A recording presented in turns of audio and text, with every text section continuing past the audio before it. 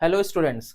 तो ये मैं आप लोगों को एक short video respiration in plants का बता दे रहा हूं ताकि आपको ये पता चल सके कि एग्जैक्टली रिस्पायरेशन इन प्लांट्स में कंसेप्ट क्या कैसे होते हैं, किस किस तरह के उससे एनालिटिकल बेस्ड क्वेश्चन पूछे जाते हैं, कैलकुलेशन बेस्ड क्वेश्चन पूछे जाते हैं। तो उन सभी चीजों को हम यहाँ एक एक करके डिस्कस करेंगे, ठीक है ना। तो हम लोग स्टार्ट करते हैं रिस्पायरेशन इन प्लांट्स, और ये बड़ा इंपॉर्टेंट वीडियो है, तो आप सब लोगों को पूरा का पूरा वीडियो एकदम स्टार्ट टू एंड देखना है, ठीक है ना। चलिए, तो हम लोग स्टार्ट करते हैं रिस्पायरेशन इन प्लांट्स में।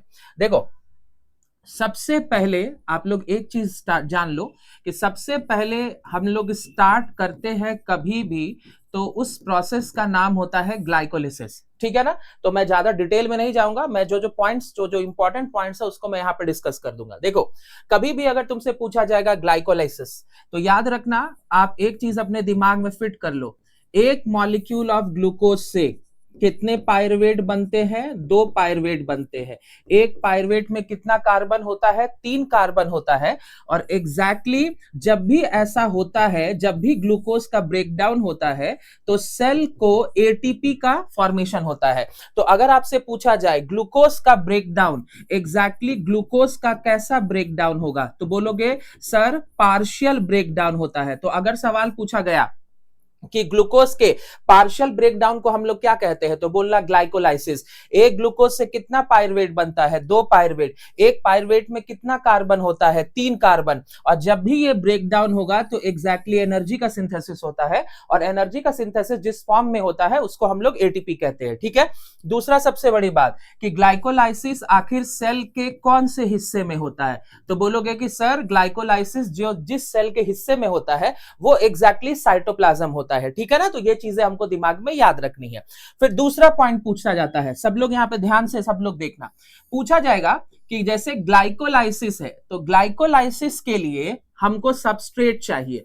तो ग्लाइकोलाइसिस का जो सबस्ट्रेट होता है ना, वो एग्जैक्टली ग्लूकोज होता है। तो एग्जैक्टली हमको ग्लूकोज मिलेगा कहां से? तो एनसीईआरटी लिखता है कि जैसे प्लांट में सुक्रोज होता है, तो आप सभी लोग जानते हो कि सुक्रोज डाइसैकेराइड होता है, ठीक है ना।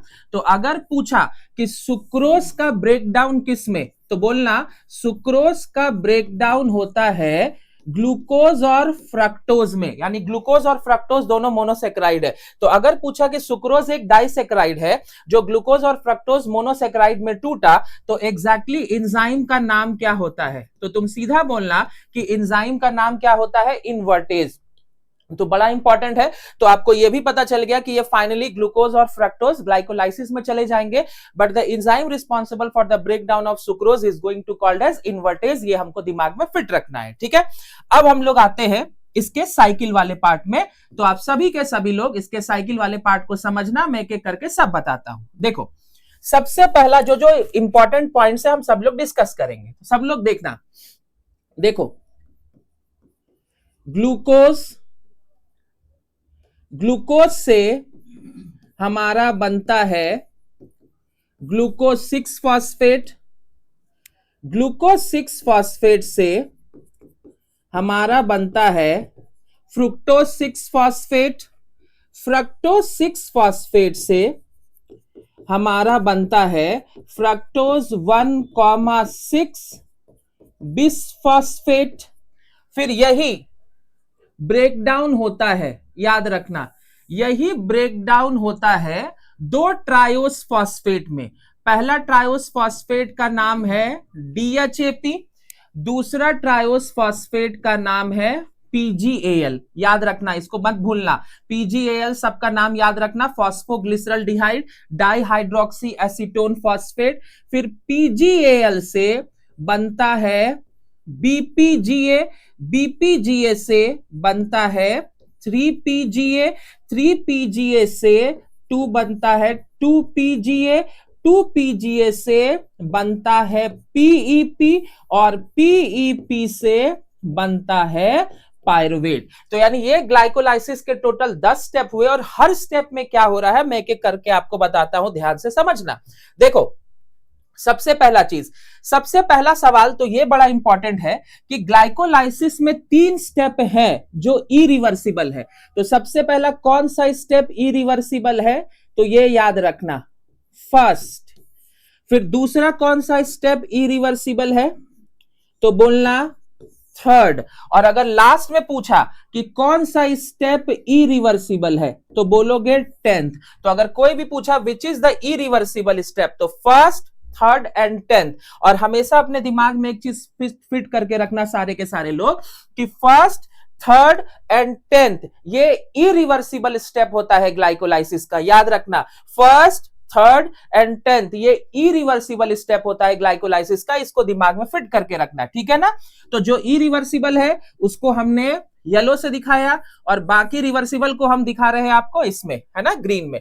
तो देखो 1 2 3 ये कौन सा स्टेप हो गया, फोर्थ, ये कौन सा स्टेप हो गया, फिफ्थ, ये कौन सा हो गया, सिक्स्थ, ये कौन सा हो गया, सेवेंथ, ये कौन सा हो गया, 8, ये कौन सा हो गया, 9, ये कौन सा हो गया, 10th। तो यानी टोटल 10 स्टेप है। लेकिन अगर पूछा जाए कि ग्लाइकोलाइसिस में इरिवर्सिबल कौन सा है तो फर्स्ट, थर्ड एंड 10th ये याद रखना। चलो अब सबसे पहला चीज कौन कौन हमारे के लिए इंपॉर्टेंट है, तो नीट में अगर आप देखोगे तो एनसीईआरटी में केवल एक ही एंजाइम मेंशन है, हेक्सोकाइनेज। बाकी ग्लाइकोलाइसिस का कोई भी एंजाइम मेंशन नहीं है, लेकिन हम आपको बताते हैं, पूरा सुनना।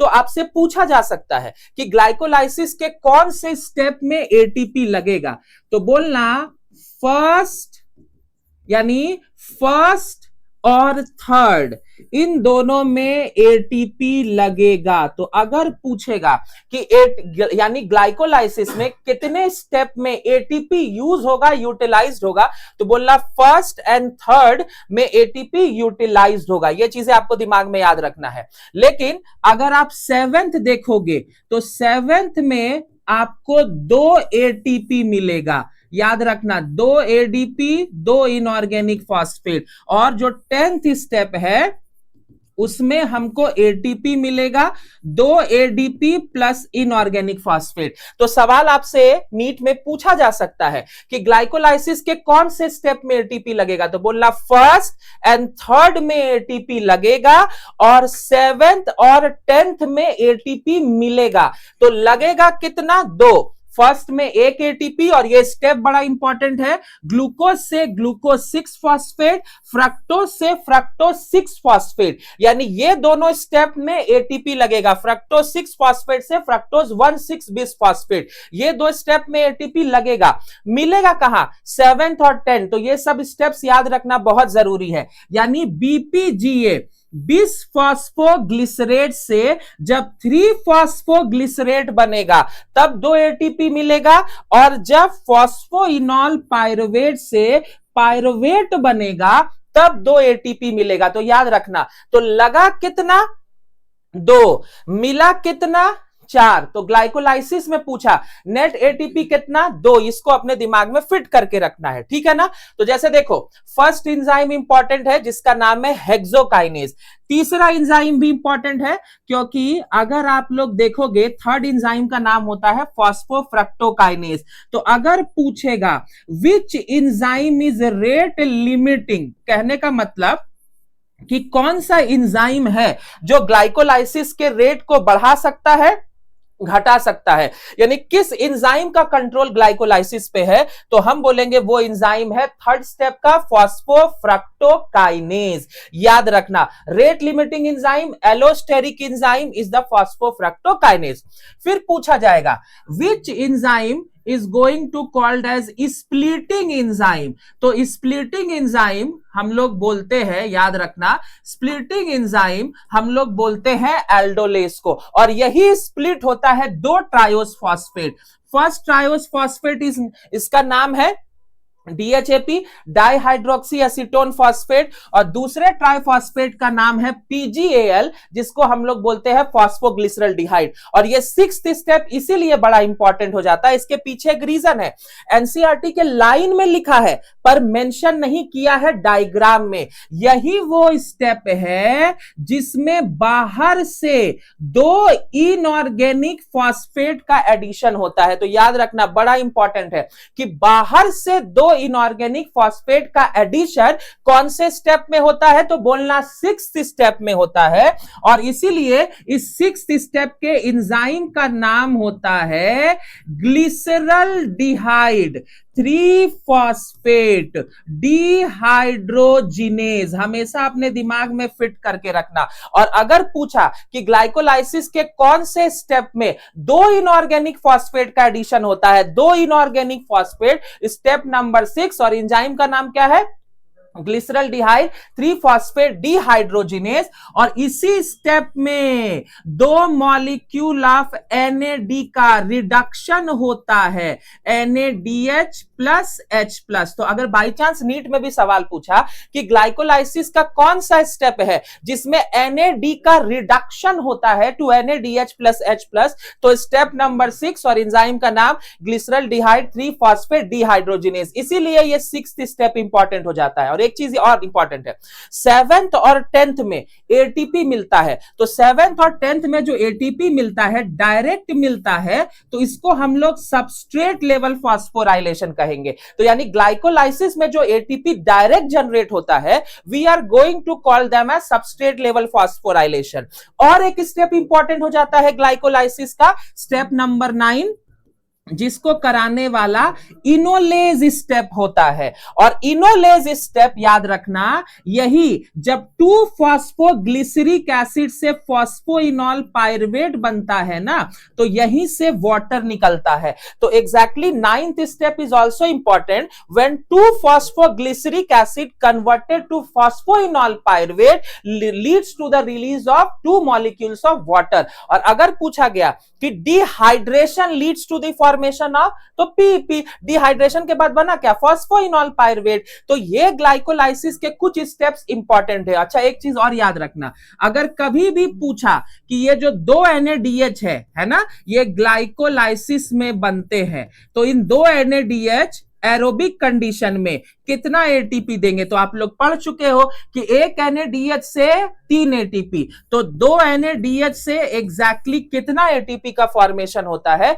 तो ये भी आपको दिमाग में फिट करके रखना है कि 6 एटीपी का फॉर्मेशन होता है, ठीक है ना। तो इसको भी हमको दिमाग में फिट करके रखना है, और इसीलिए ग्लाइकोलाइसिस हमारे के लिए इंपॉर्टेंट हो जाता है। और मैंने जितने भी एंजाइम्स आपको ग्लाइकोलाइसिस में लिखाए थे कि 7 नंबर में कौन सा एंजाइम होगा, है ना, और 9th नंबर में इनोलेज होगा, लास्ट वाला एंजाइम पायरुवेट काइनेज होता है ना। तो जितने मैंने आपको एंजाइम लिखाए थे, वो सारे एंजाइम को आपको स्टडी करना है और ध्यान से पढ़ना है। पर सबसे इंपॉर्टेंट स्टेप है जहां पर एटीपी लगेगा, दूसरा इंपॉर्टेंट स्टेप है जहां पर एटीपी मिलेगा 7th एंड 10th, कहां पर वाटर निकलेगा 9th, और कहां पर NAD का रिडक्शन होगा 6th, और कहां पे अलग से 2 इनऑर्गेनिक फॉस्फेट का एडिशन होता है, that is the step number 6। ये भी आपको याद रखना है, ठीक है ना। चलिए, अब आप लोग ने देखा कि सर ने 1 मॉलिक्यूल ऑफ ग्लूकोज से 2 पायरुवेट बनाया। अब इसके बाद क्या, तो इसके बाद अब हम लोग पढ़ने वाले हैं फर्मेंटेशन। ध्यान से सुनना, 2 फर्मेंटेशन में हम आपको पढ़ाने वाले हैं, ध्यान से सब लोग सुनो। सबसे पहला तो तुम लोग एक चीज याद रखो, जो फर्मेंटेशन होता है ये एरोबिक नहीं होता है, एनारोबिक होता है, ठीक है ना। दूसरा सबसे बड़ी बात, ये होगा किसमें, प्रोकैरियोट्स यानी लैक्टोबैसिलस, और दूसरा होता है यूनिसेलुलर यूकैरियोट्स। और यूनिसेलुलर यूकैरियोट्स का मतलब ईस्ट में होता है। और 2 तरह के फर्मेंटेशन मैं आपको बताने वाला हूं। पहला जो मैं फर्मेंटेशन बताऊंगा, that is going to called as alcoholic fermentation, और दूसरा जो फर्मेंटेशन मैं बताने वाला हूं उसका नाम होता है लैक्टिक एसिड फर्मेंटेशन। तो एक एक करके फिर मैं फर्मेंटेशन को करता हूं स्टार्ट। ध्यान से सुनना। अब एक चीज सब लोग देखो बच्चों, जैसे सबसे पहले मैंने आपको पढ़ाया अल्कोहलिक फर्मेंटेशन। ध्यान से सब लोग सुनना, सबसे पहले मैंने आपको पढ़ाया अल्कोहलिक फर्मेंटेशन, तो इसको अपने दिमाग में फिट करके रखो। देखो, हम लोग जानते हैं कि पायरुवेट होता है, पायरुवेट में कार्बन 3 होता है। चलो, आपने बोला कि पायरुवेट से 1 कार्बन निकाल दो, 1 कार्बन निकाल दो, तो 2 कार्बन क्या बना, एसिटल्डिहाइड, ठीक है ना। Acetaldehyde is going to have 2 carbon atom, और एसिटल्डिहाइड का रिडक्शन हुआ तो क्या बना, इथेनॉल। तो 2 स्टेप होता है, याद रखना। सबसे पहले अगर कोई भी पूछा पायरुवेट का क्या होगा, डीकार्बोक्सिलेशन, किसमें, एसिटल्डिहाइड। दूसरा, एसिटल्डिहाइड का क्या होगा? रिडक्शन। किसमें? इथेनॉल में। और अगर तुमसे पूछा कि पायरुवेट का एसिटल्डिहाइड में कन्वर्जन कौन करेगा, तो याद रखना पायरुवेट डी कार्बोक्सिलेज, ये बहुत इंपॉर्टेंट एंजाइम है। यानी pyruvate decarboxylase is very important role for the conversion of pyruvate to acetaldehyde. लेकिन अगर पूछा एसिटल्डिहाइड टू इथेनॉल कौन हुआ, तो बोलना एसिटल्डिहाइड टू इथेनॉल के लिए एंजाइम होता है alcohol dehydrogenase reduction. And which is the reducing agent? तो याद रखना NADH प्लस H प्लस। यानी ये NADH ग्लाइकोलाइसिस के कौन से स्टेप से आया? 6th step. और ये NADH ने अपना 2 हाइड्रोजन किससे दिया? एसिटल्डिहाइड। एसिटल्डिहाइड किस में रिड्यूस्ड हो गया? इथेनॉल। तो हमेशा अपने दिमाग में फिट करके रखना। और एक चीज याद रखो, एक मॉलिक्यूल ऑफ ग्लूकोज से कितना इथेनॉल मिलेगा? 2। एक इथेनॉल में कितना कार्बन होता है? 2 कार्बन, तो 4 हो गए, प्लस 2 मॉलिक्यूल्स ऑफ CO2। और कोई भी फर्मेंटेशन होगा तो नंबर ऑफ एटीपी कितना होगा? 2 ही होगा। चाहे अल्कोहलिक चाहे lactic acid, number of ATP कितना होगा? 2 ही होगा। तो अगर बाय चांस आपके मॉड्यूल में सवाल था कि एक मॉलिक्यूल ऑफ ग्लूकोज से 2 इथेनॉल 2 CO2, तो 2 मॉलिक्यूल ऑफ ग्लूकोज से 4 इथेनॉल 4 CO2। समझ में आया ना? तो ये स्टेप बड़ा इंपॉर्टेंट हो जाता है। और एक चीज याद रखना, अल्कोहलिक फर्मेंटेशन किस में होता है? ईस्ट में। और अगर अल्कोहल का परसेंटेज बढ़ के 13% होता है तो ये ईस्ट के लिए पॉइजन हो जाता है। तो कभी कभी पूछा जाता है कि अल्कोहल का कितना परसेंटेज ईस्ट के लिए पॉइजन होता है, तो you have to answer that is the 30%। ठीक है ना? 13%, 13%। ठीक है ना? ये चीजें याद रखना। चलिए, अब आप लोग बोलोगे सर ये तो आपने बताया, तो दूसरा जो है हम लोग उसको पढ़ते हैं लैक्टिक एसिड फर्मेंटेशन। एक चीज अपने दिमाग में समझना, पायरुवेट है, कार्बन कितना होता है? 3। सब लोग देखो, और पायरुवेट से बनता है लैक्टिक एसिड। लैक्टिक एसिड में भी कार्बन कितना होता है? 3, मतलब कोई CO2 नहीं निकला। यहां पर एक ही स्टेप में होगा और NADH plus H plus NAD में कन्वर्ट होगा। तो एग्जैक्टली पायरुवेट का हुआ क्या? रिडक्शन। किसमें रिडक्शन हुआ? Lactic acid. और एंजाइम का नाम क्या है? लैक्टेट डिहाइड्रोजिनेज, इसको LDH कहते हैं। और याद रखना एक मॉलिक्यूल ऑफ ग्लूकोज से कितना लैक्टिक एसिड बनेगा? 2। कितना ATP बनेगा? 2। और अगर पूछा गया कि कौन से फर्मेंटेशन में CO2 रिलीज नहीं होता है, तो किस फर्मेंटेशन में CO2 रिलीज नहीं होता है? That is the lactic acid fermentation. यानी लैक्टिक एसिड फर्मेंटेशन में किसी तरह का क्या रिलीज नहीं होता है? CO2। और दूसरा सबसे बड़ी बात कि कोई भी फर्मेंटेशन में जो एनर्जी ट्रैप होता है ना, इन the form of ATP is less than 7%, less than 7%, यानी 7% से भी कम होता है। समझ में आया ना? और नेचुरली फर्मेंटेड अल्कोहल में 13 से 15% होता है। उसके कंसंट्रेशन को बढ़ाने के लिए डिस्टिलेशन करते हैं। तो याद रखना फर्मेंटेशन में एनर्जी ट्रैप लेस देन 7% होता है। तो इसी तरह से यहां पर मैं आपका फर्मेंटेशन करता हूं समाप्त। अब हम लोग एंट्री करते हैं नेक्स्ट टॉपिक में, जिसका नाम है हमारा एरोबिक रिस्पायरेशन। सुनो, तो कैलकुलेशन वाला पार्ट भी बताएंगे, सब लोग सुनना। अब जैसे एरोबिक रिस्पायरेशन, सब लोग ध्यान से सुनना, ये बड़ा इंपॉर्टेंट है क्योंकि इसी को समझाना है एरोबिक रिस्पायरेशन को, तो समझोगे। एरोबिक रिस्पायरेशन जैसे ही स्टार्ट होता है तो एरोबिक रिस्पायरेशन में सबसे पहले बोला जाता है pyruvate is the end product of the glycolysis. यानी पायरुवेट बनेगा कहां पे? साइटोसोल। अब इसको साइटोसोल से ट्रांसफर होकर के कहां जाना पड़ेगा? माइटोकॉन्ड्रियल मैट्रिक्स में। और सबसे बड़ी बात, इसमें कितने क्रूशियल इवेंट होंगे? 2 क्रूशियल इवेंट होंगे। एक चीज अपने दिमाग में फिट करके रखना, 2 क्रूशियल इवेंट होंगे। समझना, पहला NCERT लिखता है सबसे पहला कि step wise removal of hydrogen. याद रखना, step wise removal of hydrogen.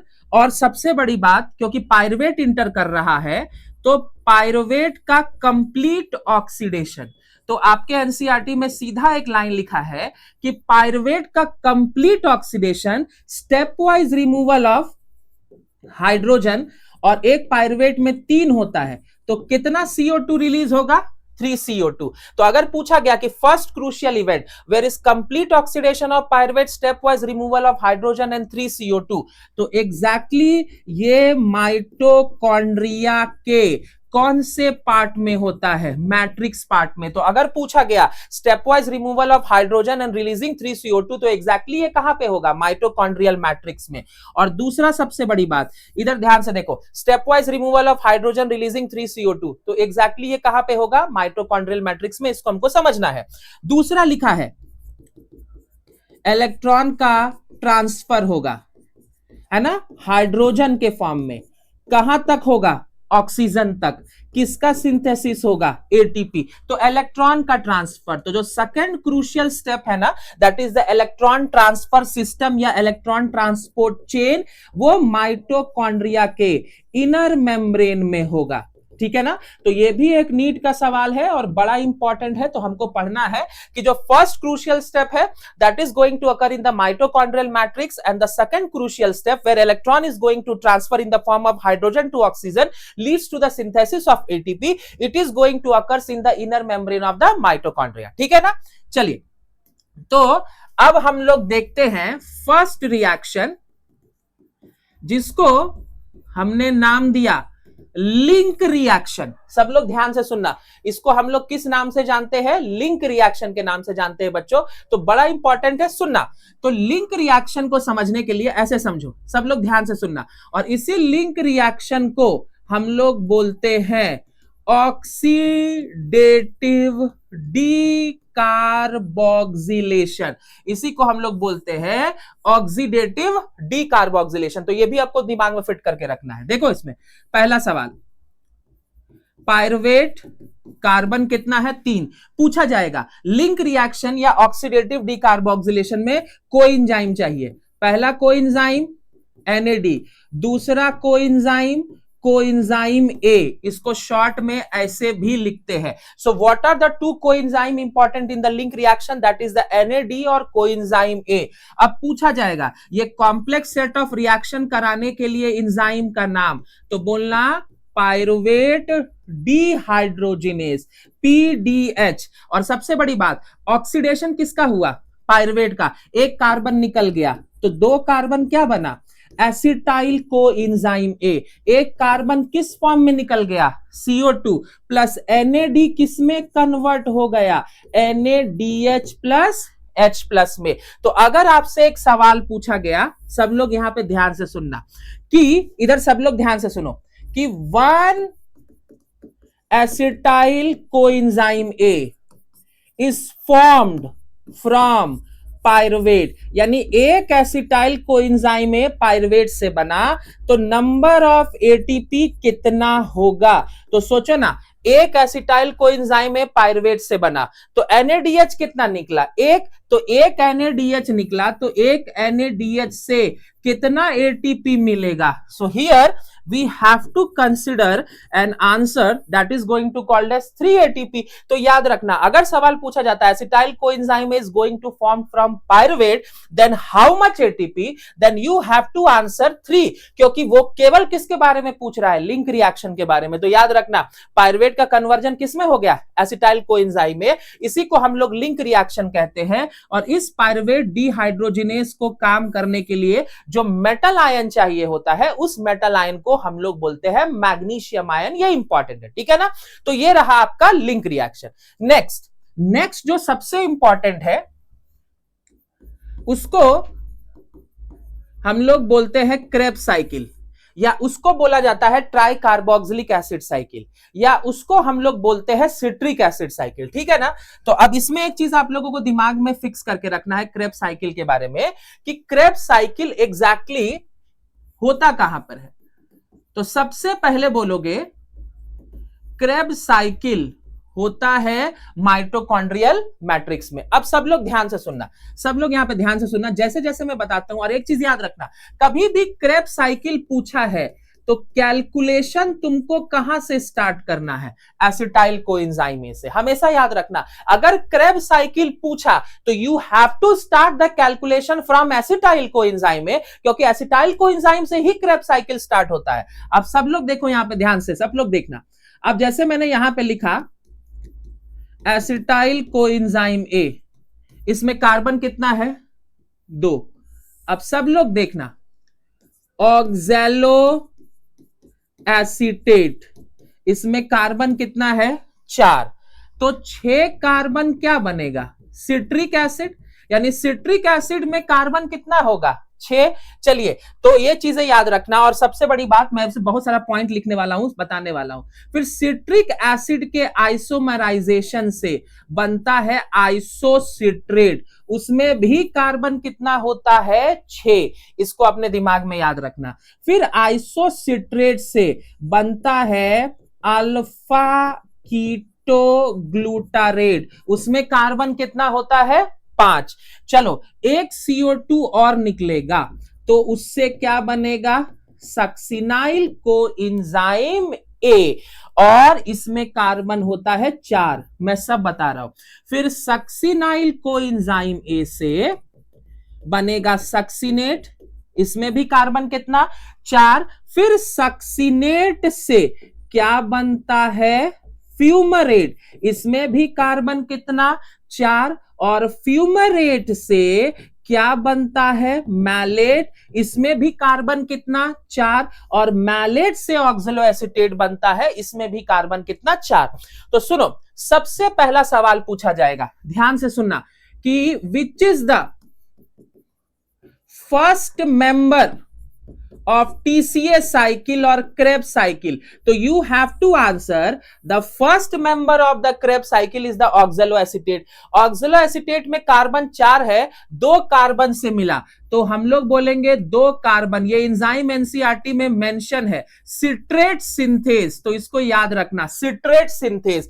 ऑक्सैलोएसीटेट में कार्बन 4, एसिटाइल कोएंजाइम में 2, तो 6 कार्बन क्या बना? Citric acid. अब तुमसे पूछा जाएगा पहला सवाल, फर्स्ट डी कार्बोक्सिलेशन कहां होता है? याद रखना, क्रेब्स साइकिल में डी कार्बोक्सिलेशन कितनी जगह होगा? 2 जगह। मैं सब न्यूमेरिकल बताऊंगा, कैसे कैसे इसे सवाल आते डिस्कस करूंगा। तो याद रखना, अगर तुमसे पूछा गया फर्स्ट डी कार्बोक्सिलेशन, यानी क्रेब्स साइकिल में फर्स्ट डी कार्बोक्सिलेशन कहां होता है, तो बोलना आइसोसिट्रेट टू अल्फा कीटोग्लूटारेट। यहां से क्या निकल गया?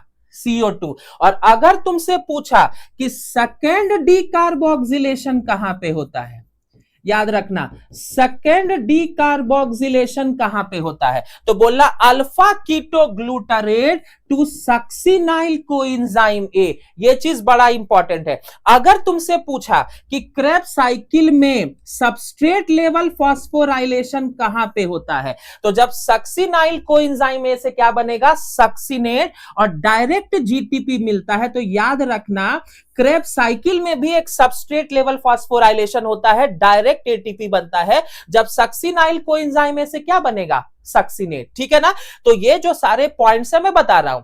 अब दूसरा सबसे इंपॉर्टेंट, कि क्रेब्स साइकिल में 3 जगह NADH निकलता है और 1 जगह FADH। तो याद रखना, पहला NADH कहां निकलेगा? यहां पे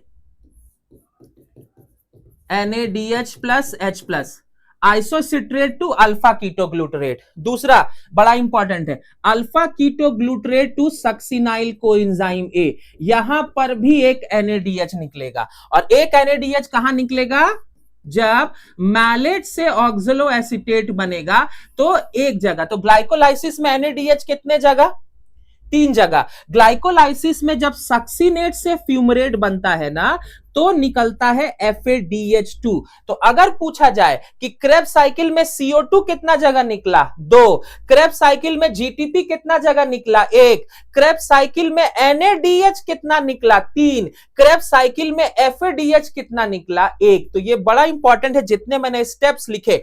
और सबसे बड़ी बात, ये जो सक्सिनेट को फ्यूमरेट में कन्वर्ट करने वाला एंजाइम का नाम होता है सक्सिनेट डिहाइड्रोजिनेज, याद रखना ये इस जगह पे लगता है सक्सिनेट डिहाइड्रोजिनेज। और PYQ है कि ये एग्जैक्टली माइटोकॉन्ड्रिया में कहां पाया जाता है, तो बोलना ये माइटोकॉन्ड्रिया के इनर माइटोकॉन्ड्रियल मेम्ब्रेन में पाया जाता है। ये इसको आपको दिमाग में फिट करके रखना है, ठीक है ना। तो सुनो ये बड़ा इंपॉर्टेंट है, फर्स्ट डीकार्बोक्सिलेशन कहां, सेकंड डीकार्बोक्सिलेशन कहां, डायरेक्ट एटीपी कहां, FADH कहां। तो अगर आप लोगों से कोई भी पूछेगा, सब लोग यहां पे ध्यान से सुनना, इधर देखो 1 एसिटाइल कोएंजाइम ए इंटर्स किया कौन से साइकिल में, TCA साइकिल। यानी अगर एक एसिटाइल कोएंजाइम में सिट्रिक एसिड साइकिल में एंटर करेगा तो आपको कितने NADH मिलेंगे, तो हम लोग काउंट करेंगे हमको कितने NADH मिले एक एसिटाइल कोएंजाइम से,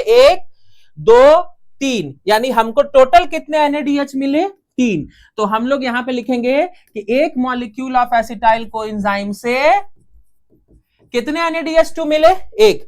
दूसरा कितना FADH2 मिलेगा, तो FADH2 कितना मिला, 1, ठीक है ना, याद रखना। CO2 कितना मिला, 2। GTP कितना मिला, 1। तो ये कुछ इंपॉर्टेंट पॉइंट्स है कि एक एसिटाइल कोएंजाइम में TCA साइकिल में एंटर किया, NADH2 कितना, FADH2 कितना, GTP कितना, यही मिला ना। तो अगर आपसे पूछा जाए एक मॉलिक्यूल ऑफ एसिटाइल कोएंजाइम में TCA में इंटर किया तो कितना नंबर ऑफ ATP, बड़ा आसान है, एक NADH से 3, तो 3 से 9 ATP, यानी 3 × 3, ठीक है ना। एक FADH से 2, तो एक FADH से यहां पे तो 2 ही ATP मिलेगा। आया समझ में ना, ये चीजें याद रखना। एक NADH से ये 3 का मतलब होता है कि 3 ATP मिलता है, FADH से 2 ATP, लेकिन मॉलिक्यूल एक है तो एक ही मिला ना, और एक GTP बराबर 1 ATP। तो एग्जैक्टली कितना ATP हमको मिला, 12 ही ATP तो मिला ना।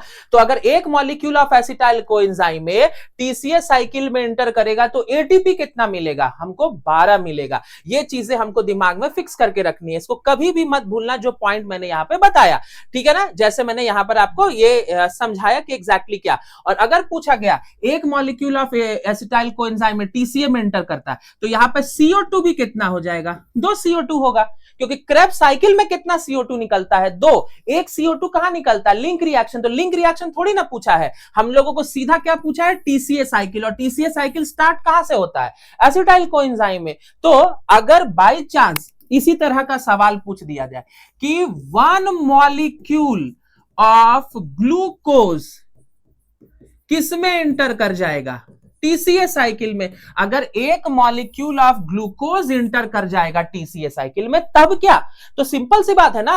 अगर हम कहें एक मॉलिक्यूल ऑफ ग्लूकोज, तो एक मॉलिक्यूल ऑफ ग्लूकोज से हमको सीधा TCA बताना है। तो एक मॉलिक्यूल ऑफ ग्लूकोज से कितना एसिटाइल कोएंजाइम में मिलेगा, 2 एसिटाइल कोएंजाइम में मिलेगा, है ना। हमको कभी भी पायरुवेट से मत काउंट करना। 1 मॉलिक्यूल ऑफ ग्लूकोज, तो 1 molecule of glucose is equal to 2 acetyl coenzyme है, क्योंकि हमको क्रेब्स साइकिल से काउंट करना है, वहां पे क्रेब्स साइकिल लिखा हुआ है। तो 1 मॉलिक्यूल ऑफ ग्लूकोज से 2 एसिटाइल कोएंजाइम है, और 2 एसिटाइल कोएंजाइम से जस्ट डबल कर दो, NADH कितना हो जाएगा, 6, FADH कितना हो जाएगा, 2, GTP कितना हो जाएगा, 2, और CO2 कितना हो जाएगा, है ना, 4। और अगर ATP काउंट करना चाहोगे 6 × 3, ये कितना हो गया, 18। 2 FADH से कितना हो जाएगा, 4। 2 GTP बराबर कितना ATP हो जाएगा, 2 ATP। तो कितना हो गया, 18 4 22, 2 24 ATP। तो हमेशा अपने दिमाग में फिक्स करके रखना, 1 molecule of glucose इंटर्स the TCA cycle. तो 1 molecule of glucose enter the TCA cycle, so form 2 acetyl coenzyme में। तो हमको कभी भी अगर TCA पूछा है तो we have to calculate from acetyl coenzyme में, ये हमको दिमाग में फिक्स करके रखना है, ठीक है ना, ये इंपॉर्टेंट है। नेक्स्ट पूछा जाता है, सब लोग ध्यान से सुनना, कि जैसे 1 मॉलिक्यूल ऑफ ग्लूकोज है, तो 1 मॉलिक्यूल ऑफ ग्लूकोज से डायरेक्ट ATP कितना मिलेगा क्रेब्स साइकिल में, ठीक है ना। तो अगर तुमसे पूछा गया कि 1 मॉलिक्यूल ऑफ ग्लूकोज से कितना डायरेक्ट एटीपी मिलेगा क्रेब्स साइकिल में, तो डायरेक्ट एटीपी का मतलब कि यह पूछ रहा है कि क्रेब्स साइकिल में सबस्ट्रेट लेवल फॉस्फोराइलेशन कहां। तो सिंपल सी बात है, एक मॉलिक्यूल ऑफ ग्लूकोज से पूछा और अगर क्रेब्स साइकिल जोड़ दिया तो 1 मॉलिक्यूल ऑफ ग्लूकोज से कितना एसिटाइल कोएंजाइम में, 2 एसिटाइल कोएंजाइम में, और 2 एसिटाइल कोएंजाइम से डायरेक्ट जीटीपी कितना मिलेगा, 2 GTP is equal to how many ATP, 2 ATP. तो सिंपल सी बात है, यह भी दिमाग में फिक्स करके रखना है कि 1 मॉलिक्यूल ऑफ ग्लूकोज से डायरेक्ट एटीपी क्रेब्स साइकिल में कितना मिलेगा। तो याद रखना, 2 एसिटाइल कोएंजाइम एक ग्लूकोज से मिलेगा तो 2 एटीपी का फॉर्मेशन होगा, ठीक है ना। उसके बाद पूछ सकता है कि क्रेब्स साइकिल में, सब लोग देखो, डिहाइड्रोजिनेशन कितना होता है, यानी हाइड्रोजन रिलीज कितना होता है। तो याद रखना, 3 NADH निकलता है और 1 FADH2 निकलता है। तो डिहाइड्रोजिनेशन कितनी जगह, 4 जगह। अगर तुमसे पूछ लिया डी कार्बोक्सिलेशन यानी CO2 कितनी जगह निकलता है, तो 2 CO2, तो डी कार्बोक्सिलेशन कितना हो गया, 2, डिहाइड्रोजिनेशन कितना हो गया, 4। तो ये भी, क्योंकि मैक्सिमम बच्चों लोगों को मैंने देखा है कि 1 FADH को नहीं काउंट करते, वो 3 और 2 लगा के आते हैं। तो कभी भी क्रेब्स साइकिल अगर लिखा है तो उसमें लिंक रिएक्शन को कंसीडर नहीं करना है। क्रेब्स साइकिल लिखा है तो you have to count the ATP from acetyl coenzyme A. इसको अपने दिमाग में फिक्स करके रखना है, जो पॉइंट्स मैंने यहां पर आपको बताए। नेक्स्ट अपने दिमाग में फिट करके रखो सब लोग, इधर सब लोग देखना कि ये तो जैसे आपको पूछ दिया, उसके बाद हो सकता है, सब लोग यहां पे ध्यान से देखो, ये भी पूछ दे कि 1 मॉलिक्यूल ऑफ एसिटाइल कोएंजाइम में किसमें एंटर कर गया, TCA साइकिल, तो via electron transport chain how much ATP. तो देखो, जब क्वेश्चन में ETC लिखा होगा तो क्रेब्स साइकिल के GTP को काउंट नहीं करेंगे। ETC में क्या जाएगा, एक क्रेब्स साइकिल में कितना NADH2 निकलता है, 3, और ये 3 NADH2 ETC में जाएगा तो कितना ATP देगा, 9। क्रेब्स साइकिल में निकलता है 1 FADH2 और ये ETC में जाएगा तो कितना ATP देगा। तो अगर ETC जोड़ दिया तो आप केवल 11 ही ATP का कैलकुलेशन दोगे, ये आपको दिमाग में फिक्स करके रखना है, ठीक है ना। याद रखना, अगर ETC जोड़ दिया तो we are not going to count the GTP produce in the citric acid cycle because that is the direct ATP generation, but in the ETC we are going to get the energy from the NADH2 और FADH2। ये बड़ा important है। Next, अगर आपसे calculation based पूछता है कि pyruvate undergo aerobic respiration, यहां पर सिट्रिक एसिड नहीं पूछा है, pyruvate undergo aerobic respiration, then how much ATP.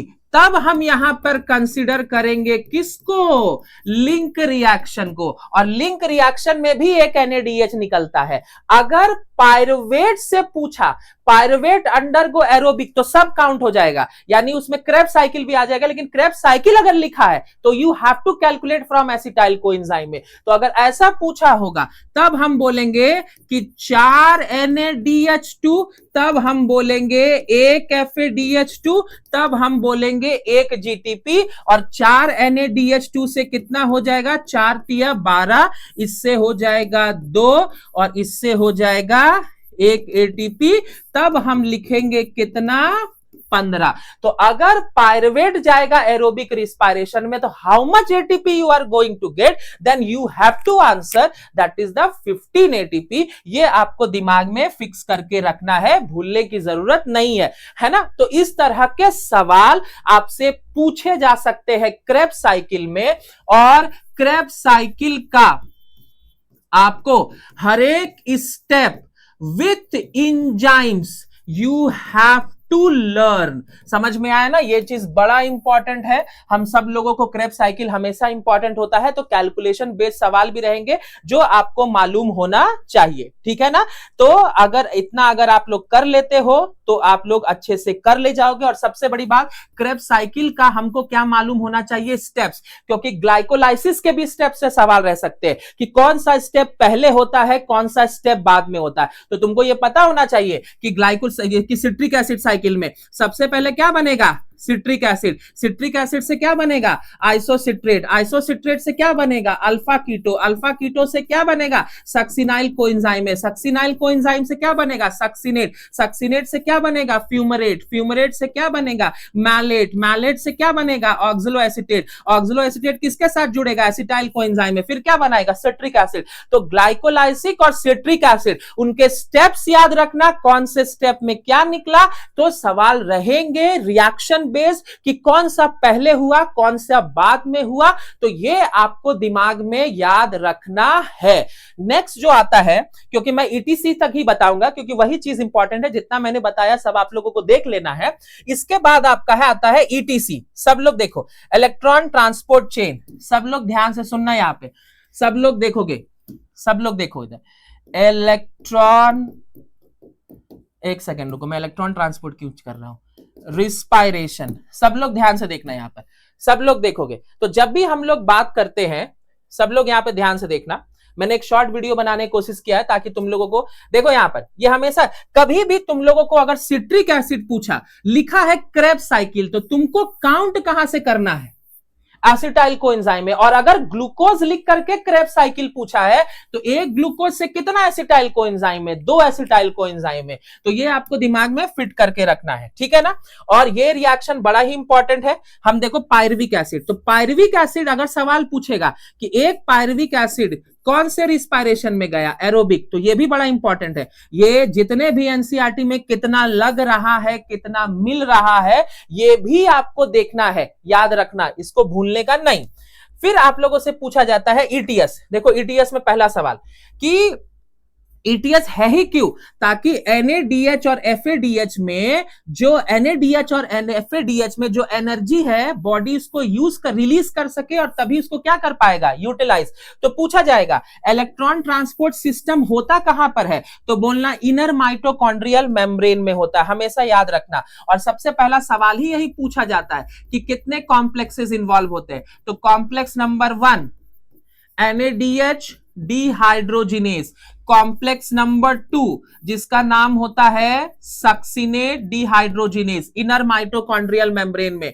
Complex number 3 जिसका नाम होता है cytochrome BC1 complex. Complex number 4 जिसका नाम होता है साइटोक्रोम C ऑक्सीडेज। और लास्ट में आपसे पूछा जाएगा कॉम्प्लेक्स नंबर 5, तो कॉम्प्लेक्स नंबर 5 का नाम होगा ATP सिंथेज। तो हमेशा अपने दिमाग में फिट करके रखना। तो सब लोग अपने दिमाग में पूछो, दिमाग में फिट करके रखो कि अगर कभी भी पूछा NADH से इलेक्ट्रॉन का ट्रांसपोर्ट कैसे, तो बोलना NADH से FMN, FMN से FES, FES से यूबिक्विनॉन। और सबसे बड़ी बात इधर सब लोग ध्यान से सुनना, यूबिक्विनॉन, एक मिनट सब लोग रुक जाओ, हाँ इसको अपने दिमाग में फिट करके रखना। NADH से FMN, FMN से FES, FES से यूबिक्विनॉन। तो पूछा जाएगा सबसे पहला कि यूबिक्विनॉन कहां लोकेटेड होता है, तो बोलना इनर मेम्ब्रेन। और यूबिक्विनॉन जब रिड्यूस्ड हो जाता है तो उसको यूबिक्विनोल बोलते हैं, समझ में आया ना। और यूबिक्विनॉन से cytochrome B, FES, cytochrome C1, cytochrome C, और ये साइटोक्रोम C कॉम्प्लेक्स 3 और कॉम्प्लेक्स 4 के बीच में मोबाइल कैरियर होता है। फिर copper A, cytochrome A, cytochrome A3, copper B। तो पूछा जाएगा कि कौन से कॉम्प्लेक्स में कॉपर के 2 यूनिट होते हैं, तो बोलना कॉपर के 2 यूनिट कॉम्प्लेक्स नंबर 4 में होते हैं। और अगर पूछ दिया कि साइटोक्रोम का क्रम क्या होता है, तो बोलना सबसे पहला होता है साइटोक्रोम B, फिर होता है साइटोक्रोम C1, फिर होता है साइटोक्रोम C, फिर होता है साइटोक्रोम A, फिर होता है cytochrome A3, then oxygen is finally going to reduce to water. तो अगर पूछा गया which is the final electron electron और हाइड्रोजन एक्सेप्टर, तो you have to answer that is the oxygen. और ये साइटोक्रोम का क्रम कि कौन सा साइटोक्रोम पहले आता है, तो बोलना पहले आता है बी के बाद आता है C1 के बाद आता है सी के बाद आता है साइटोक्रोम ए, फिर cytochrome A3, then finally formation of water. ये चीजें हमको अपने दिमाग में फिट करके रखना है। और अगर पूछ दिया गया कि कॉम्प्लेक्स नंबर 4 का नाम तो मैंने लिखा, कितने कॉपर के सेंटर होते हैं, 2, और हमेशा अपने दिमाग में फिट करके रखना कि कितना एटीपी बनेगा। एटीपी का फॉर्मेशन कौन से कॉम्प्लेक्स में होता है, ATP synthase. Number of ATP ये किस पे डिपेंड करेगा कि अगर इलेक्ट्रॉन डोनर NADH है तो 3 एटीपी, इलेक्ट्रॉन डोनर FADH है तो 2 मॉलिक्यूल्स ऑफ एटीपी। और ऑक्सीजन का रोल इनिशियल में होता है कि टर्मिनल स्टेज में होता है, तो बोलना कि ऑक्सीजन का रोल टर्मिनल स्टेज में होता है, लेकिन पूरे प्रोसेस को चला कौन रहा होता है, ऑक्सीजन। क्योंकि अंत में ऑक्सीजन को क्या चाहिए, हाइड्रोजन, और वो हाइड्रोजन को एक्सेप्ट करके किसमें कन्वर्ट हो जाएगा, वाटर में। इसीलिए पूछा जाएगा कि exactly which is the final hydrogen acceptor, तो oxygen act as the final hydrogen acceptor. और अगर पूछा जाएगा which hypothesis explain the formation, तो बोलना कीमियोऑस्मोटिक। याद रखना माइटोकॉन्ड्रिया में एटीपी बनेगा, उसको बोलेंगे ऑक्सीडेटिव फॉस्फोराइलेशन, याद रखना। क्लोरोप्लास्ट में बनेगा, उसको बोलेंगे फोटोफॉस्फोराइलेशन। और अगर डायरेक्ट एटीपी बनेगा तो उसको हम लोग बोलेंगे सबस्ट्रेट लेवल फॉस्फोराइलेशन। ये आपको दिमाग में रखना है याद। और जो पुराने एनसीईआरटी में लिखा है कि 2H+, वो 2H+ को काट देना, 4 हाइड्रोजन से 1 एटीपी का फॉर्मेशन होता है। तो बाय चांस अगर पूछा गया कि 12 हाइड्रोजन है, 12H+ है, तो कितना एटीपी बनेगा, कुछ नहीं, इसको 4 से डिवाइड कर दो, क्योंकि 1 एटीपी के बनने के लिए 4 हाइड्रोजन चाहिए होता है। तो 12 हाइड्रोजन प्रोटॉन से कितना एटीपी बनेगा, 3 एटीपी बनेगा। कभी भी वहां पे 2 मत लिखना, 2 पुराना डेटा है, इसको हमको अपने दिमाग में फिक्स करके रखना है। और लास्ट, अगर पूछा कि 1 मॉलिक्यूल ऑफ ग्लूकोज से नेट एटीपी कितना बनेगा, 38। ये चीजें याद रखना एरोबिक रिस्पायरेशन में। एक ये भी लाइन बड़ा इंपॉर्टेंट हो जाता है कि NADH is oxidized to NAD+, slowly कब, vigorous in the case of aerobic, slowly in the case of fermentation. अच्छा, ये भी एक लाइन बड़ा इंपॉर्टेंट हो जाता है, मैक्सिमम लोग कंफ्यूज होते हैं, लेकिन हम लोग को कंफ्यूज नहीं होना है। सुनना, पूछा जाएगा ग्लिसरॉल किसके थ्रू इंटर करेगा, तो बोलना PGAL, फॉस्फोग्लिसरल्डिहाइड। और अगर पूछा फैट्स डायरेक्ट किस में कन्वर्ट हो जाएंगे, तो बोलना एसिटाइल कोएंजाइम A। इधर 1 मिनट रुक जाओ, हाँ इधर ध्यान से सुनना, फैटी एसिड किस में टूटेंगे, तो सीधा बोलना एसिटाइल कोएंजाइम में। ग्लिसरॉल किस में कन्वर्ट होगा, तो बोलना PGAL। और अमीनो एसिड्स किस में एंटर करेंगे, आइदर थ्रू पायरुवेट और एसिटाइल कोएंजाइम A। तो ये नीट के लिए भी बड़ा इंपॉर्टेंट हो जाता है कि अगर आप देखोगे fatty acid direct acetyl coenzyme में, glycerol via PGAL, amino acids via pyruvate और acetyl coenzyme A।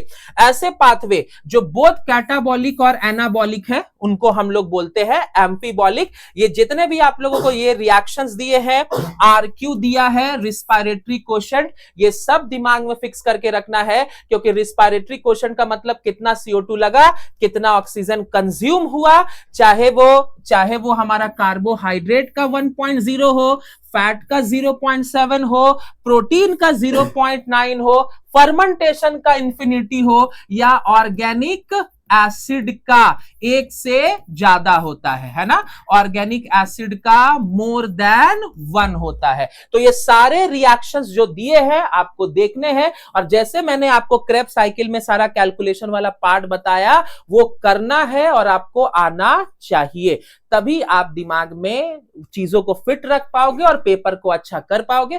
Paper conceptual based है, सही चीजों को दिमाग पे फोकस करना। फोटोसिंथेसिस का भी कल बना देंगे, लेकिन आज पहले तुम लोग रिस्पायरेशन पूरा खत्म करो, पूरा एक बार लेक्चर देख लेना, एनसीईआरटी देख लेना, मैक्सिमम जितने डीपीपी और क्वेश्चंस करवाए हैं वो सारा का सारा आप लोग सॉल्व कर लेना। और नंबर कम से कम आपका 350 तो आना ही चाहिए। एक क्वेश्चन गलत हो गया कोई प्रॉब्लम नहीं है, लेकिन 350 तो आना ही चाहिए एट एनी कॉस्ट, ठीक है ना। चलो फिर आप लोग सारे लोग वीडियो देखो, पढ़ो और हर हाल में इस बार नीट को क्रैक करो, ठीक है ना। चले बच्चों, बेस्ट ऑफ लक, पढ़ाई कीजिए।